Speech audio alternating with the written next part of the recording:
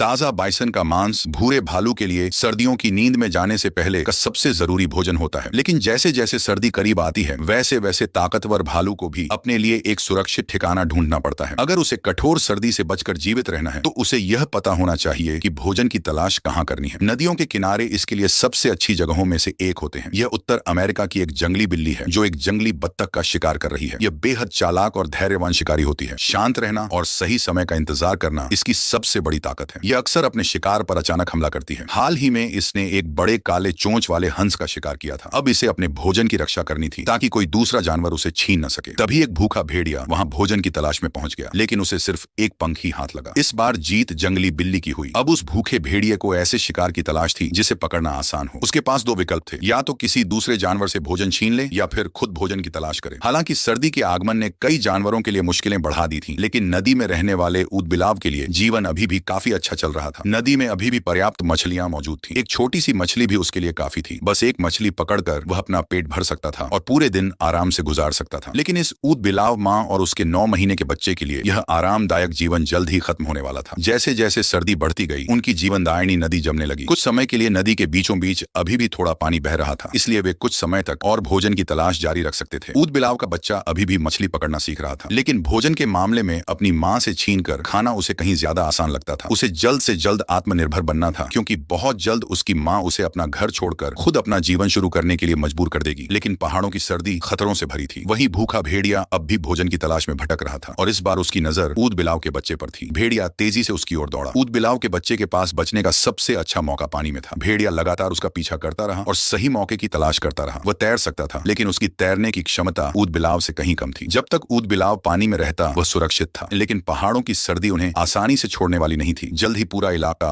बर्फ से ढकने वाला था। नदी में बचा हुआ पानी भी जमने वाला था और जब पानी पूरी तरह जम जाएगा तब ऊदबिलाव का बच्चा असली मुसीबत में फंस जाएगा। इसी दौरान सर्दी इस इलाके के सबसे बड़े जानवरों की भी परीक्षा ले रही थी। पिछले हिमयुग के बाद से ही बाइसन इस क्षेत्र में रह रहे हैं। वे हजारों बेहद ठंडी सर्दियां सुरक्षित रूप से पार कर चुके हैं, लेकिन इस छोटे बछड़े के लिए यह पहली बार था जब वह सर्दी की असली ठंड महसूस कर रहा था। सर्दी ने उन्हें भोजन की तलाश में लगातार आगे बढ़ने के लिए मजबूर कर दिया। इस छोटे बछड़े को हर हाल में झुंड के साथ कदम मिलाकर चलना था। वे किसी हरे भरे मैदान की ओर नहीं जा रहे थे, बल्कि वे एक ऐसी जगह की ओर बढ़ रहे थे जहां पूरे साल गर्मी बनी रहती थी। ये एक प्राकृतिक गर्म पानी का झरना था। धरती के भीतर मौजूद गर्मी ने इस जगह को हमेशा गर्म बनाए रखा था, इसलिए आसपास की पूरी जमीन बर्फ से ढकी होने के बावजूद गर्म पानी के झरने के आसपास एक भी बर्फ नहीं जमी थी। सबसे पहले छोटे तालाब जमते हैं, फिर धीमी गति से बहने वाली नदियां जमने लगती हैं और सबसे आखिर में तेज बहने वाली धाराएं बर्फ में बदलती हैं। सर्दी ने इस इलाके के सबसे बड़े झरने को भी जमा दिया। अब ऊदबिलाव के बच्चे का जीवन और भी मुश्किल हो गया था। बर्फ की मोटी परत के